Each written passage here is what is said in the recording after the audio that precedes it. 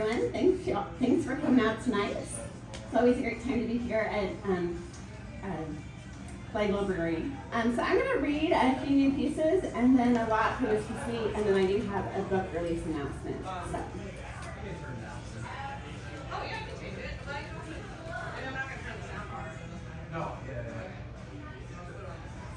Let them leave. Sigh and cry till the tears run dry.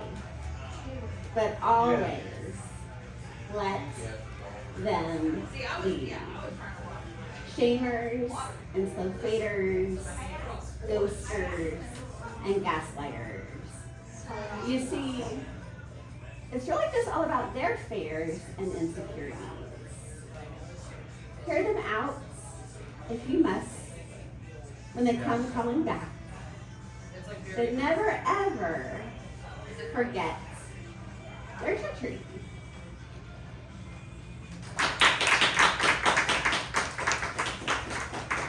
So I write really short poems. When I step back, that's a sign the poem's over.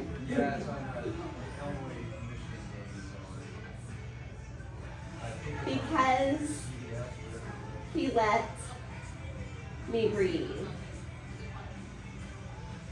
I remember every single syllable of every single word you spoke to me, at me, and against me.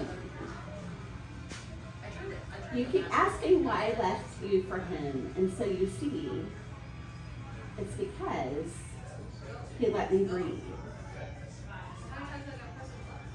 He also showed me I mattered and looked at me like maybe, just maybe, I was made of magic.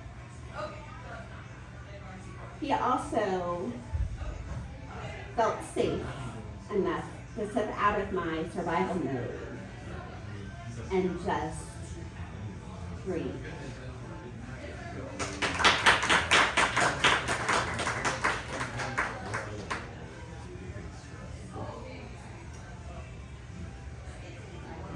Be bold, she whispered, scrawled on the pages of her soul. Go forth and be. Be you, my majestic creature. Always be you. Break through that glass ceiling, imposed on you by men. Wonder Woman style. Swallow your Irish wandering hearts. Let excitement flow through your veins. 8 parts poets, 3 parts extroverts, 1 part introverts, with a pinch of well-timed sass, and Anderson Pan stubbornness round about. Believe and you shall receive.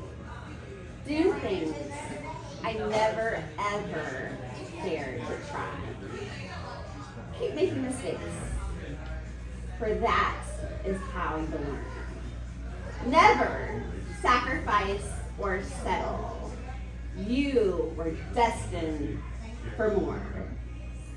Be pleasing without sacrificing your spirit, your essence, your beauty. Love life for its exhilaration. Take the good with the bad. And sometimes eat cake for breakfast.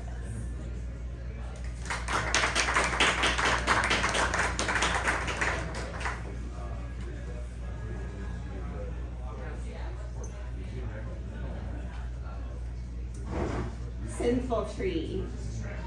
Without my consent, they made me become their burden tree, hiding sins inside leaves and branches. Trunk grew crooked, weighed down by unspoken sins. They sat in the shade, my branches offered still.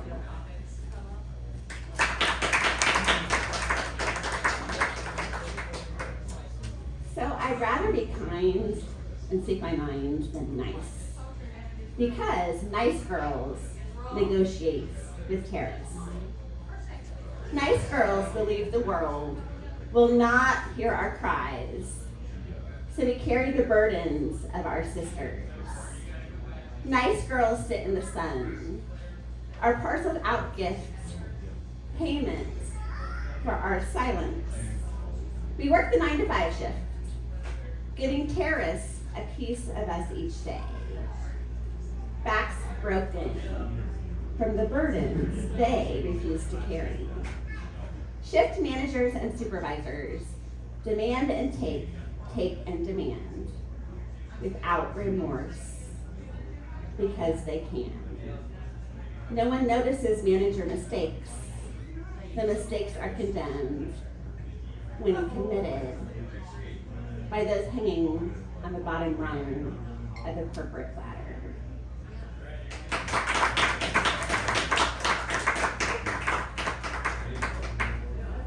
So I'm reading from Whiskey Sweets. We have some new books available for purchase. I've also ordered some hardback copies. The so if you're interested in hardback, come see me afterwards. I write about love, loss, betrayal, heartbreak, the whole human condition. So here's a poem called Crush Red Velvet. I don't usually do disclaimers or trigger warnings. It is about domestic violence. It's sort of always there. Bits I can't break apart, swallow, digest, or leave behind. Time makes the pieces shrink, growing smaller and smaller each week. But remnants still remain. In the beginning, he was sugary sweets, like the cream cheese frosting he made from scratch, mixed with moist velvet cake, dressed in red. Later, his touches were toxic, like dangerous cyanide I had always tried to avoid, progressing day by day until the day his right fist raised, stopping inches from my delicate cheekbone.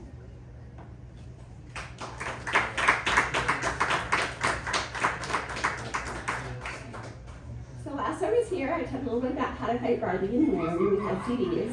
We now have an official book release date of May the 23rd, and so I'm going to read a few selections that will also end up in that book. It is a hybrid poetry and loving yourself coaching book, kind of giving the bird to Barbie and the whole idea of you should be a certain way, and 6 feet tall and blonde and blue-eyed, and that embracing who you are and fighting that. So yes, so quite the collection. It's been about 2 years since I've been working on it, so I'm really excited for it. So here's one that will belong on there. Sugar and spice. Wide-eyed angel eyes. Trust us when we tuck them in. We recite fairy tales filled with gallant princes adorned in shiny armor, rescuing Cinderella and Sleeping Beauty. Too many times we feed little girls sugary sweet lies of love and happy endings, telling them to look pretty, be perfect and pleasing in order to get the glass slipper.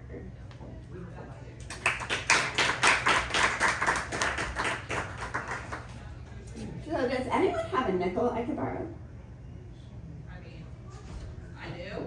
I can PayPal you the nickel. Then there's some I actually need a physical nickel, or I could just pretend to have one. I think we're looking. Okay, so I will come back to that. Oh, here we go. Thank you. I will give it back to you. See, I told you we paid it. Hey! Does anyone here feel like they're a poet or an artist deep in their soul? Anyone? Yeah. So here's the thing, blood poets will bet it all. Every last nickel, damn it all to hell for one last poem. To feel alive one last time. like an addict, needs one last hit. Blood full of whiskey dreams, beating to the pulse of the road less taken. We'll wait for that poem. Like a lusty lover, you just can't quite let go of. Somewhere between Bourbon Street and Café du Monde, we'll sit and wait.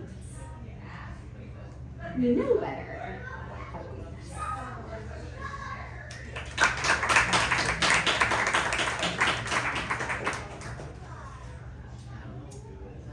So this poem inspired a program called the Goddess Plan, which is a love yourself approach to weight loss, where you should eat what you want without guilt. So, diet of denial.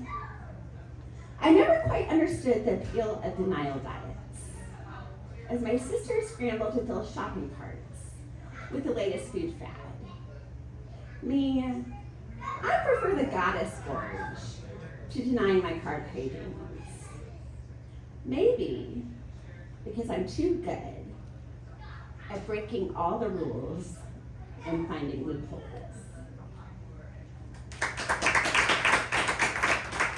Are we on time? Yeah, like 5 minutes. Okay. Barbie bread society is the real enemy. Cherishing dolls with tiny waists, made of porcelain, wrinkles forbidden. Molded,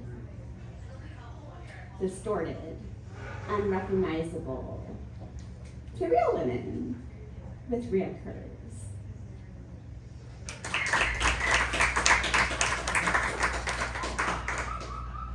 The next poem is my fight with Barbie. If you want to learn more about the history behind that, you can check out my YouTube channel. I did a little video about the stories behind that. My fight with Barbie. So Barbie and I had a fight last night. She is tired of being silent, but thinks admiration ain't so bad. Me, I am tired of being compared to her hourglass, perfect figure. Impossible to replicate. And so I fall short where she soars. Still, I think I prefer to keep my voice instead of being plastic silence.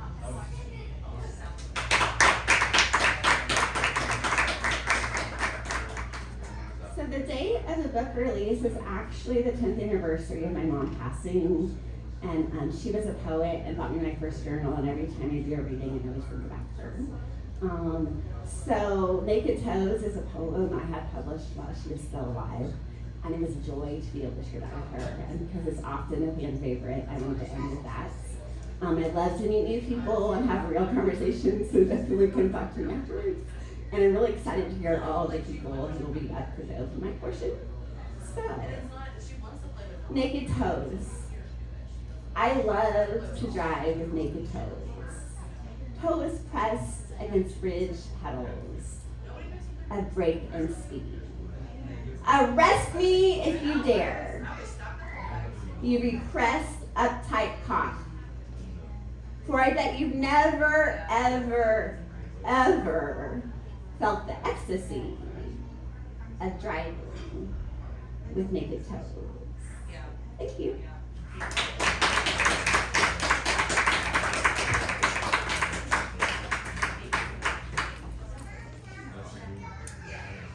There's a nickel somewhere up here. Yeah. Everybody put your hands together, Sara Minges. She's got books for sale. There's also other books for sale up here. We're going to take a 5 to 10 minute break. There is a sign-up sheet for the open mic, all poetry. Sign your name up and prepare 3 poems. We'll do 3 poems and we'll see how that goes. And depending on time, we may do 2 rounds. So 5 minutes, sign up. All right.